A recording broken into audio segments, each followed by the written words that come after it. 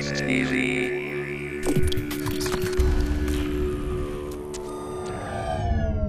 Добре дошли в реално за споделяне на нови идеи, концепции, игри, забавления, интернет, нови технологии, комуникация, творчество, музика, кино.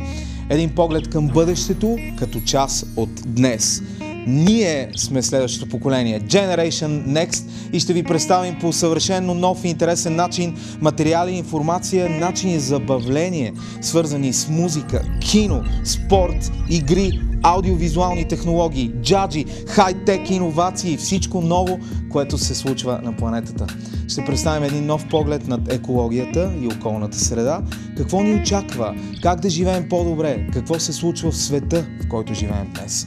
В Next TV ще използваме новите технологии, за да комуникираме с вас, да се забавляваме в зашеметяващи интерактивни игри, в които ще може да участвате директно от дома си.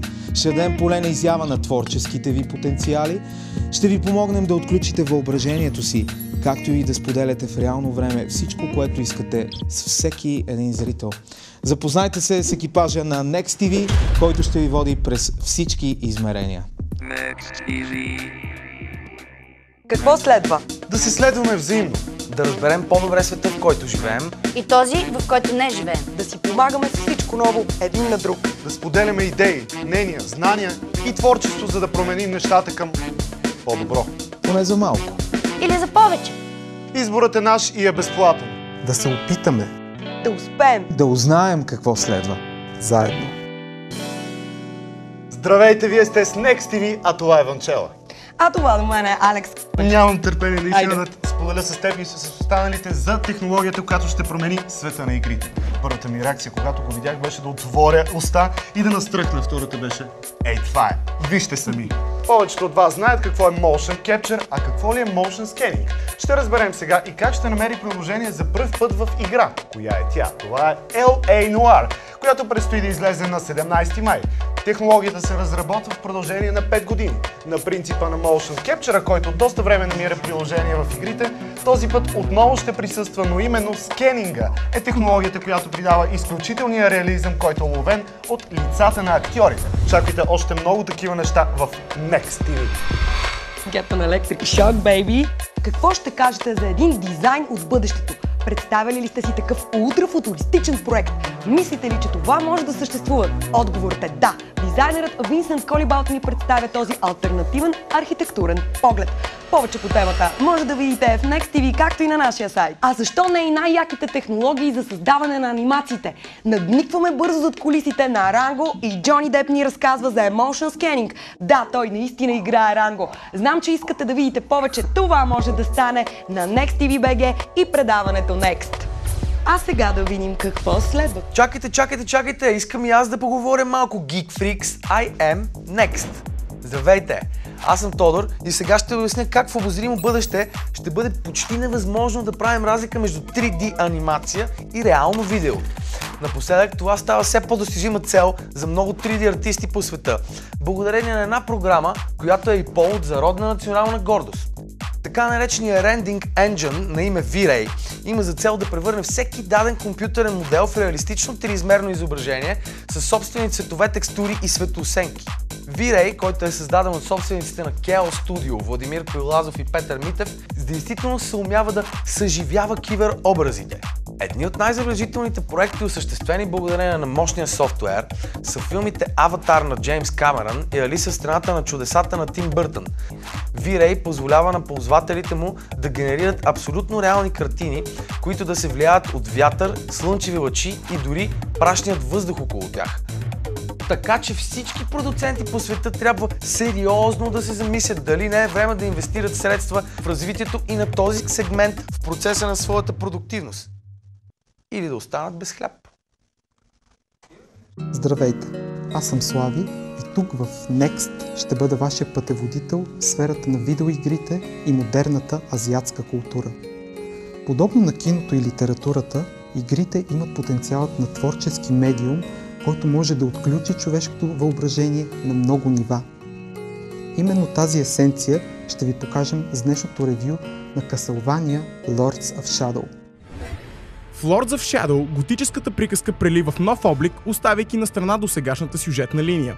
Гейбриел Белмонт, благороден рицар, наскоро загубил съпругата си, поема нелеката задача да намери древен артефакт под формата на маска, която притежава силата да върне към живот неговата любима и да унищожи последователите на злото. С развитието на историята Гейбриел постепенно придобива силите на светлината и мрака, а от играча зависи да ги използва правилно, за да преодолее различните препятствия и противници. Следващата ни спирка е в областта на съревнователния гейминг. В България Tekken 6, Железният юмрук, е любима игра за много представителки на нежния пол. В това видео виждате първата среща от шоу-мач между най-добрите родни състезателки на тази игра – Тайра и Фокс, които вече имат по един спечелен турнир. Сред новите аспекти на гейминга са така наречените електронни спортове, при които най-добрите играчи сформират професионални отбори и се състезават в турнири с спонсори и сериозни наградни фондове. Точно като в истинския спорт. Повече информация по темата може да видите на нашия сайт.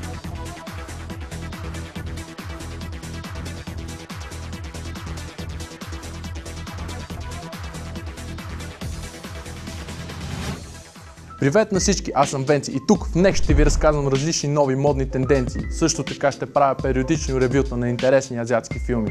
Днешната ни тема е косплей и мода. Косплей като нова модна тенденция стана изключително популярна през последните 7-8 години. Хиляди фенове на японската анимация, комикси и видеоигри изработват костюми и се обличат като своите любими герои. В България тази практика придоби огромна популярност, като се провеждат по 4-5 фестивала на година. Разбира се, ние ще отразяваме за вас всички тези събития. Ние ще продължаваме да следим темата и вие може да я следите заедно с нас на нашия сайт.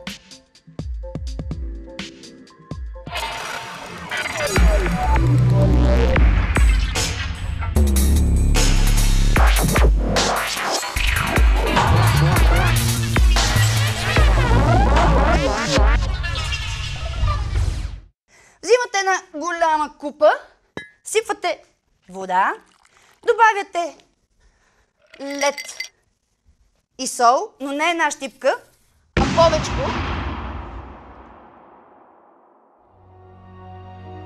Готови ли сте да навлезете в магически светове и да поемете контрол над главния герой от нощната интерактивна игра?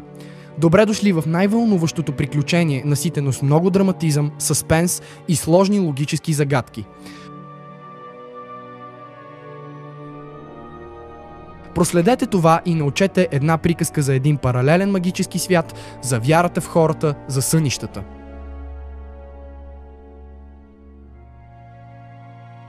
Запознайте се с Зои Кастилю. В една прекрасна и спокойна утрин, живота внезапно я разтърсва. Зои, която наскоро е изгубила майка си, скъсала е с приятеля си и е оставена от баща си да се справя както намери за добре, се заплита в на пръв поглед странна и леко мистична история. Серия от съновидения и странни стечения на обстоятелствата я забъркват в една наистина епична история, надхвърляща рамките на въображението ви. Скоро тя попада в паралелен приказен свят, в който се изправя пред впечатляващи загадки, срещи с изумителни същества и спиращи дъха приключения. Сега зрителят поема управлението на играта и навлиза в разплитането на този своеобразен интерактивен сериал.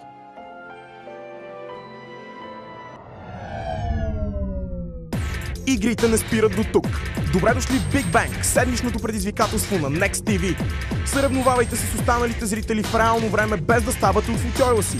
Участвайте в лекоатлетическо състезание, футболно дерби, зимни спортове, рейсинг, карс и оставете вашия любим спортен журналист да коментира събитието за зрителите.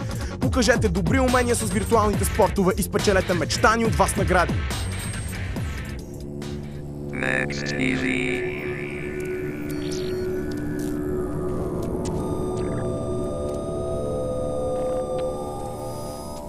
Get an electric shock, baby!